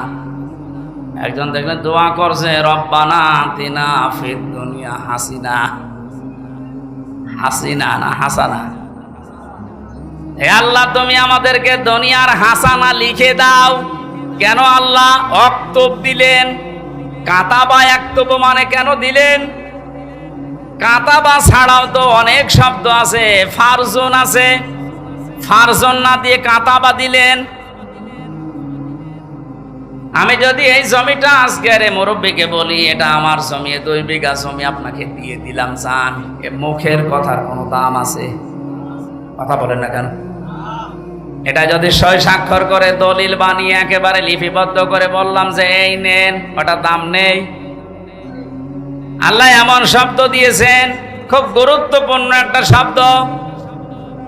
হযরতে মুসা বলেছিলেন, মাবুদ তুমি লিখে দাও, অক্তুব লানা আমাদের জন্য ফি হাদিহিদ দুনিয়া হাসানা, দুনিয়ার হাসানা। এখন দুনিয়ার হাসানা কি? আমি 1টা 2টা না, প্রায় 42টার উপরে তাফসিরের সাথে মিলিয়েছি যে দুনিয়ার হাসানা কারে বলে। পড়া কোরআন শরীফ এবং হাদিস আমি যতটুকু পড়েছি, দুনিয়ার হাসানা হিসাবে পেয়েছি আমি 10টা বিষয়। কয়টা? এই 10টা বিষয় যদি আপনি দুনিয়ায় পান, তাহলে দোয়া করলে মনে করবেন কবুল হয়েছে। এখানে অনেক মানুষ আমরা আছি, 5 ওয়াক্ত নামাজের পরে দেখি হাত তুলে মোনাজাত করে। এমনকি কাবা শরীফের রুকনি ইয়ামিনি থেকে হজরে আসওয়াদ এই জায়গাটা যখনই পার হয়, লক্ষ লক্ষ হাজিরা এই দোয়াটা পড়ে, রব্বানা আতিনা ফিদ দুনিয়া হাসানা। পড়ে না? 16 সালে আমি বুঝি নাই, 18 সালে বুঝি নাই। এই যে 24 সালে জেলখানা থেকে বের হওয়ার পরে গিয়েছিলাম, এবার আমি বুঝেছি যে এর ভেতরে কি আছে। এত মানুষ কেন এই দোয়া করছে, আল্লাহ দুনিয়ায় হাসানা, কল্যাণ, স্বস্তি, শান্তি, নিরাপত্তা। 99টা অর্থ আছে হাসানার। তাফসিরের ভেতর থেকে সামারাইজ করে করে আমি 10টা এনেছি। হযরত ইবনে মাসউদ থেকে হাদিসটা বর্ণিত। তিনি বলেন, কেউ যদি এই রব্বানা আতিনা ফিদ দুনিয়া হাসানা, হে আল্লাহ দুনিয়ায় হাসানা দাও, আর এই দোয়া যদি আল্লাহ কবুল করে থাকেন, দুনিয়ার জীবনে আল্লাহ তাকে 10টা জিনিস দান করবেন। জোরে বলেন সুবহানাল্লাহ। 1 নম্বরে দুনিয়ার হাসানা হচ্ছে, আপনি যদি কারো সাথে কথাবার্তা বলেন, আপনি যে ধর্মের লোক হন, যদি কথাবার্তা বলেন, আপনার কথা হবে মার্জিত, নরম। এই বিষয়টা অনেকের ভেতরেই নেই। বিশ্ব নবীকে আল্লাহ জানিয়েছিলেন, ফাবিমা রাহমাতিম মিনাল্লাহি লিনতা লাহুম ওয়ালাউ কুনতা ফাজ্জান গালিজাল কলবি লানফাক্কু মিন হাওলিকা। হে নবী, আপনার হৃদয় যদি কঠোর হয়ে যেত, তাহলে মানুষজন আপনার কাছে ভিড়তো না।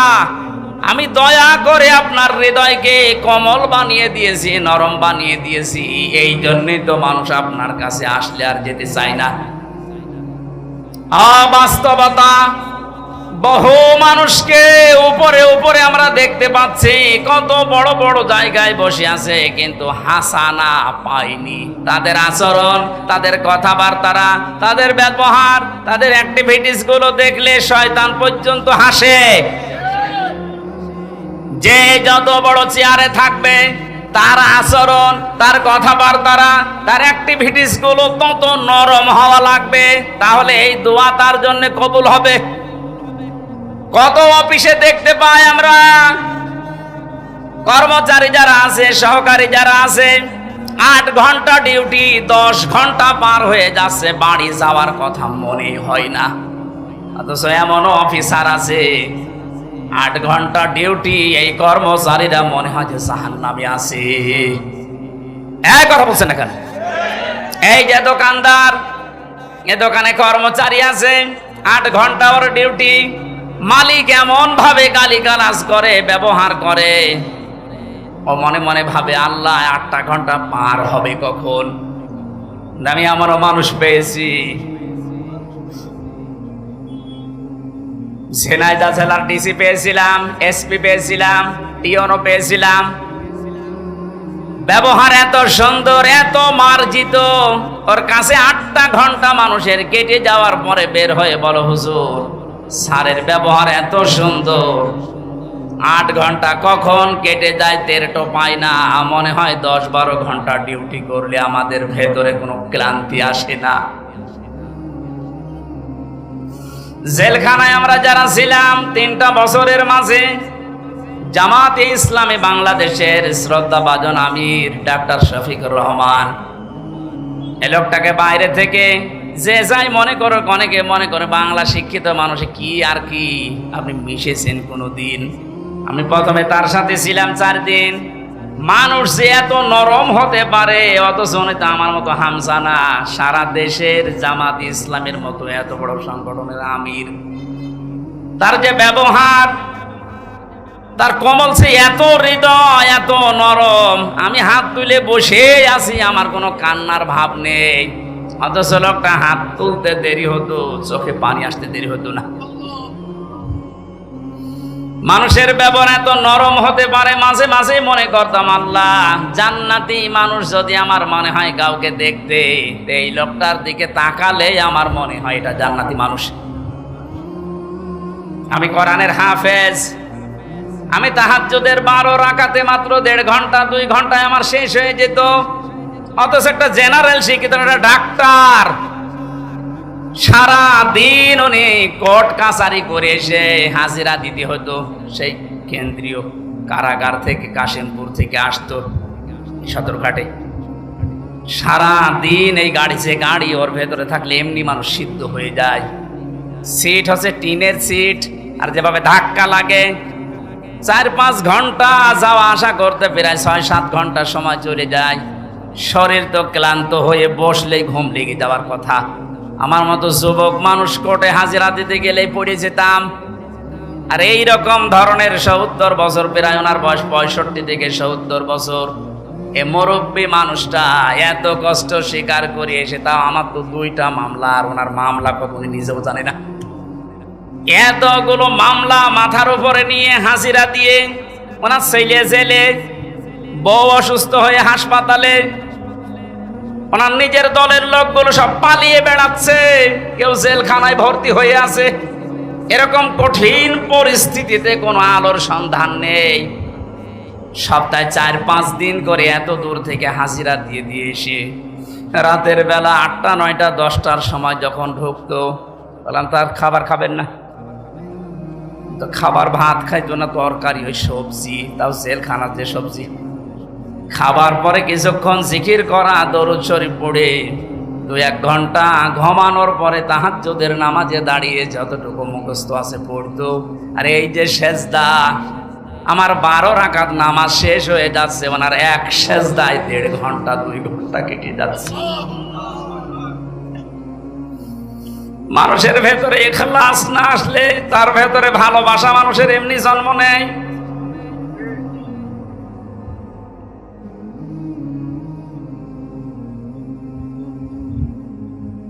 হাসানা দুনিয়ায় আপনি পাননি, আপনার ব্যবহারে মানুষ আপনার থেকে আরো দূরে চলে যায়। কোরআনে কারীম জানাচ্ছে ওয়াকুলু লিন-নাসি হুসনা। হে নবী, মানুষের সাথে যখন কথা বলবেন হাসি মুখে কথা বলবেন, তাহলে একটা সাদগা দেওয়ার সওয়াব হবে।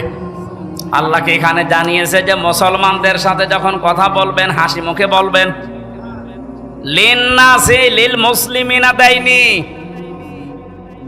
আমরা যারা দুনিয়ার হাসানা কামনা করি, খালি দোয়া করি আল্লাহ দুনিয়ায় হাসানা দাও, দুনিয়ায় হাসানা দাও, এক নাম্বারটা তো এখনো পর্যন্ত পেলাম না। আমার ব্যবহারটা নম্র হওয়া লাগবে, আমার ব্যবহারটা নরম হওয়া লাগবে, তাহলে দুনিয়ার হাসানা আমরা পাবো। 2 নাম্বারে একটা একটা করে সব বলতে গেলে তো আয়াত শেষ হবে না, আবার 12টাও বেজে যাচ্ছে। খুব তাড়াতাড়ি সামারাইজ করে বলছি, কেউ যদি মনে করে যে দুনিয়ার হাসানা পেয়েছি, তাহলে সে যেন তার স্ত্রী, উত্তম স্ত্রী তার ঘরে আনতে পারে। উত্তম স্ত্রী কোনটা? যেটা সব সময় সিরিয়াল দেখে, স্বামীর মুখে মুখে তর্ক করে, কোন জিনিস কম পড়লে শুধু বরদোয়া দেয়। ফেরাউনের স্ত্রী হযরতে আসিয়ার জীবনে পড়েছি, পৃথিবীতে যত কঠিন স্বামী আছে তার মতো এরকম ভয়ঙ্কর স্বামী কারো কপালে জোটেনি, জুটবেও না। এত বড় ভয়ঙ্কর ছিল লোকটা। নিজের স্ত্রীর হাতের ভেতরে প্রেক লাগিয়েছে, পায়ের ভেতরে শলাকা দিয়েছে, মাথার উপরে গরম তেল ঢেলে দিচ্ছে, মানুষজনকে দিয়ে কাপড় চোপড় সব খুলিয়ে উলঙ্গ পুরিছে। পৃথিবীর কোন স্বামী তার স্ত্রীর সাথে আচরণ করেছে আমি শুনি নাই, পড়িও নাই। অথচ মহিলার সাথে যখন এগুলো করা হচ্ছিল, জিবরাইল এসে জান্নাত সামনে ধরেছে। উনি তো বলতে পারতো ঠিক আছে আমি জান্নাতি চাই, বলেননি। আল্লাহকে ডাক দিয়ে বলেছিলেন রব্বি নাজ্জিনি,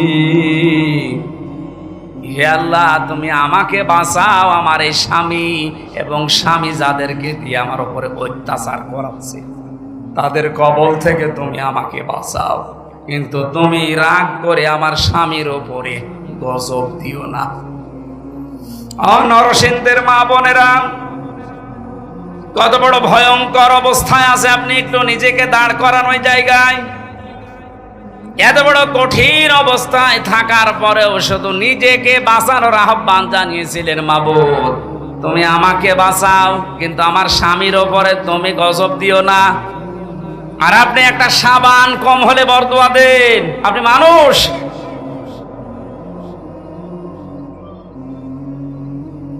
একটা হাদিস মনে পড়ছে,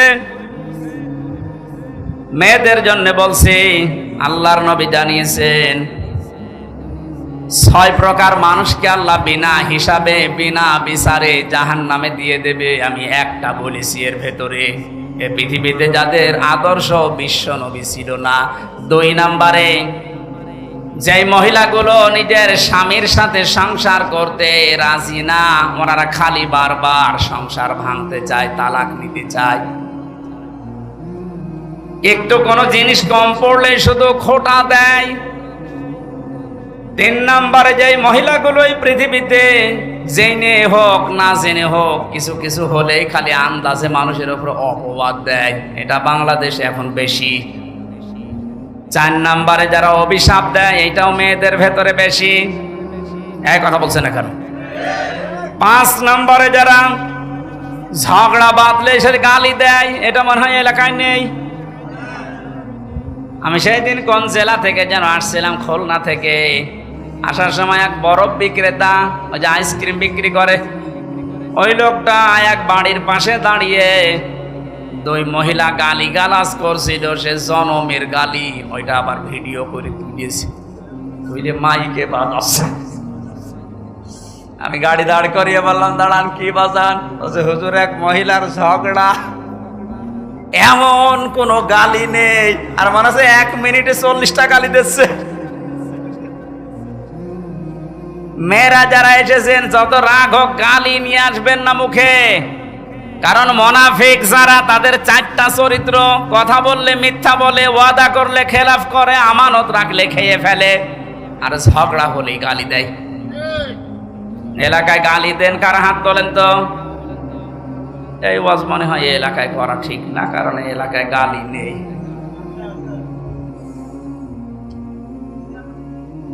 এরপরে যাদের হৃদয় কঠিন হয়ে যায়, ওই যে নরম হৃদয়ের মালিক তো হাসানা পায়, আর যারা হৃদয় আবু সেহেলের মতো কঠিন হয়ে যায়। আমার মাঝে মাঝে এই পয়েন্টটা নিয়ে মনে হয়, আল্লাহ যারা আয়না ঘর বানিয়েছে দুনিয়ায়, তাদের হৃদয় তুমি কি দিয়ে বানিয়েছো?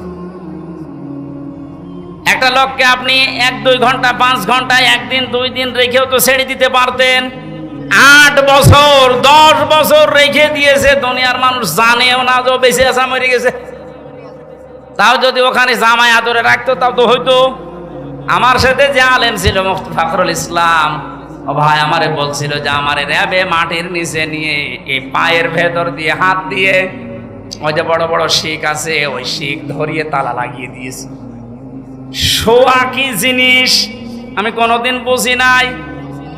মাঝে মাঝে ভাবতাম, আল্লাহ আমাকে যত শাস্তি দেয় দিক, যদি একটু শুইতে দিত। বাস্তবতা কোথায় গিয়ে ঠেকেছে দেখেন। এমনিতেই যদি বসিয়ে রাখে ওই কবরের মতো জায়গায়, তাই তো পাগল হয়ে যাওয়ার কথা। এরপরে খাবারের যে সিস্টেম, যে খাবারে দিত মনে তো কেউ খেয়ে মনে হয় দিচ্ছে মাকানো খাবার। একটা বাটির ভেতরে 4-5 রকমের তরকারি দিয়ে, ডাল দিয়ে খাওয়া যায়? আর এইভাবে বা পায়ের ভেতর দিয়ে হাত দিয়ে যদি আপনি এখানে দরজার সাথে যে গ্লাভ আছে এইটা ধরে যদি আপনাকে এই হ্যান্ডকাপ লাগিয়ে বলে বসে থাকেন, টয়লেটে যাবেন সর্বোচ্চ 1.5 মিনিট সময় পাবেন। এভাবে যদি আপনি 5 দিন 7 দিন 10 দিন কষ্ট দিয়েও বলতেন যা সংশোধন হয়ে যাবে, ছেড়ে দিলাম, একটা মানুষকে আপনি 8 বছর 10 বছর রাখলেন, আপনার মনের ভেতরে কোনো কিছু আসে নাই, আপনি আর মানুষ নেই, আপনি জানোয়ারের চাইতেও খারাপ হয়ে গেছে। আল্লাহ যদি সব বিষয় আপনাকে মাফ করে দেয়, আয়না ঘরের কারণে আপনার বিচার হবে। যারা এর সাথে জড়িত প্রত্যেকের বিচার এই মুহূর্তে এক্ষুনি করা দরকার। আর কিয়ামত পর্যন্ত আয়না ঘর নামে বাংলাদেশে যেন কোনো কিছু না হয়। এই কথা বলে না কেন? এদের শাস্তি যদি ত্বরান্বিত করা না হয়, পরবর্তীতে কোন জালেম যদি আবার দেশে আসে, ওরাও কিন্তু আবার এরকম কিছু করবে। দোয়া করেন বারবার, আল্লাহ তুমি আমাকে হাসানা দাও। তো হাসানা আপনি কি নিচ্ছেন? আপনার হৃদয় তো এখনো পাথরের চাইতেও শক্ত। স্ত্রী হিসাবে যাকে নিয়ে এসেছেন, 4টা জিনিস দেখার জন্য নবীজি বলেছিলেন যে বংশ দেখবা, চেহারা দেখবা, সম্পদ দেখবা, আর দিনদারি দেখবা। উপরের 3টা যদি নাও পাওয়া যায়, যদি দেখো যে দিনদার পরিবারের মেয়ে নিয়ে আসবা, সংসারে শান্তি পাবা। এখন কার বাবা মা গার্জিয়ানরাও এটা চাই না, যারা বিয়ে করি আমরা তারাও চাই না। এই জন্য দুনিয়ার হাসানাও নেই। কোরআনে কারীম দোয়া শিখিয়েছে, মোনাজাত কর আমার কাছে, রব্বানা হাব লানা মিন আজওয়াজিনা ওয়া যুররিয়াতিনা কুররাতা আ'য়ুনি ওয়াজআলনা লিল মুত্তাকিনা ইমামা। আল্লাহর কাছে মোনাজাতে বলা হচ্ছে, মাবুদ তুমি আমাদেরকে দুনিয়ায় বউ দাও, এমন বউ দাও, এমন সন্তান দাও যাদের দেখলে আমার অন্তর জুড়িয়ে যায়। জোরে বলেন আমিন। আখিরাতের হাসানা এতগুলো বলে ব্যাখ্যা করলে সময় লাগছে। অক্তুব লানা ফি হাদিহিদ দুনিয়া হাসানা ওয়া ফিল আখিরা, আল্লাহ আখিরাতে হাসানা দাও। আখিরাতের হাসানা 5টা। কয়টা? আখিরাতের 1 নাম্বার হাসানা হচ্ছে মরণ যেন ভালো হয়। ভালো মরণ ওইটা যেটা গলায় দড়ি দিয়ে হয়, যেটা বিষ খাইয়ে হয়। কি ভালো মরণ? ওইটা যেটা শাহাদতের মরণ হয়। শহীদ আবু সাইদ নামের আগে দেখেছেন কি শব্দ? শহীদ। এটা খেলা করার জিনিস না। আজ অনেকে টল করে যে বুক পেতে দিল, গুলি খেয়ে শহীদ হয়ে গেল না। কে বলেছে দেওয়াল চাপা পড়ে মরলে যদি শহীদ হয়, পানিতে ডুবে মরলে যদি শহীদ হয়, সাপে কেটে মরলে যদি শহীদ হয়, জালেমের সামনে জুলুমের সামনে বুক পেতে জীবন দিয়ে গেল, শহীদ হবে না? মানে শহীদ আবু সাইদ 100% বিশ্বাস করবেন আপনিও শহীদ, কারণ জালেমের জুলুমের সামনে জীবনটা দিয়ে গেছে। এই কারণে আপনি এখনো পর্যন্ত এই পারমিশন ছাড়া কথা বলতে পারছেন। আগস্টের 5 তারিখের আগে এতগুলো মানুষ পারমিশন ছাড়া এই জায়গায় বসে থাকা সম্ভব হতো? 14 জনের কাছে পারমিশন নেওয়ার পরেও এখানে আসতে দেয় না। আর 5 তারিখের পরে ডক্টর মোহাম্মদ ইউনূস একবারে ঘোষণা দিয়েছে, অন্যান্য ধর্মের মানুষেরা যেভাবে ধর্ম পালন করে এদেশে কোরআন প্রচারে কোনো মহারথীর কাছে অনুমতি নেওয়ার প্রয়োজন নেই। কিচ্ছু না হোক, পরাধীন থেকে অন্তত এই স্বাধীনতার সুখটা তো পেয়েছেন, যে আমার ধর্মের কথা বলতে, ধর্মের কথা শুনতে অন্তত কোনো জালেমের কাছে পারমিশন নেওয়া লাগবে না। ইন্না হুদনা ইলাইকা, আমরা আল্লাহর দিকে ফিরে যাব। একটা একটা করে অর্থ বললে অনেক সময় লেগে যাচ্ছে। 12টার পরে কথা বলা ঠিক না, এরপরে তাহাজ্জুদ পড়া লাগবে, ফজরের নামাজ, কালকে আছে সাতক্ষীরা। আমি আজকের মতো আয়াত শেষ না করে, শেষ হচ্ছে না, শেষ হতে অনেক সময় লাগবে, আমি শেষ করে দিচ্ছি। আপনারা আগে আগে তুলবেন, এলাকায় কোনো জায়গায় নিয়ে আসলে এসার পরে তুলে দেবেন, রাত 10টা 10:30টায় যেন শেষ হয়ে যায়। মালয়েশিয়াতে মিজানুর রহমান আজহারি ভাই আমারে বারবার বলছিল, হামজার শরীরকে ঠিক রাখা লাগবে, সর্বোচ্চ 1-1.5 ঘন্টার বেশি কথা বলা যাবে না, রাত 9:30 থেকে 10টায় যেন অনুষ্ঠান শেষ হয়ে যায়। আল্লামা সাইদি সাহেবের মতো আমরা এই সিস্টেমটা চালু করতে চাই, আপনারা সাহায্য করবেন। আগামীতে নিয়ে আসলে এসার পরে সর্বোচ্চ তুলে দেবেন, অত বক্তা রাখার দরকার নেই, যদি রাখেনি ওদেরকে দিয়ে করাবেন। এজন্য আশা করছে আগামী থেকে আয়াতটা শেষ করার জন্য তাফসীর আকারে কথা বলতে গেলে একটু সময় লাগে। আগামীতে কোনো জায়গায় আসলে আমার এই ব্যবস্থা করবে। আল্লাহুম্মা আমিন।